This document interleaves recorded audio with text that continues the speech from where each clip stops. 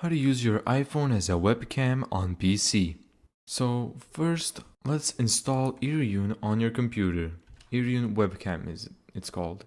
We'll go to irion.com, webcam for Windows, save, and simply just run the setup.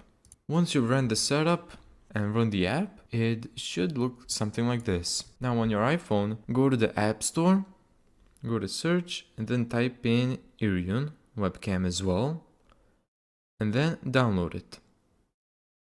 Once you download it, open the webcam and make sure that your computer and phone are using the same Wi-Fi network. Now let's go to these three here, go to back camera and front camera.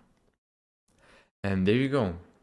Now if you want to use this webcam in some other program, for example Discord or Google Meets or something, all you need to do is go to the camera settings and then select Irion Webcam from the list of the webcams available on your device. Thank you so much for watching this video. If you found this tutorial helpful, make sure to give it a thumbs up and subscribe. And as always, see you in the next video.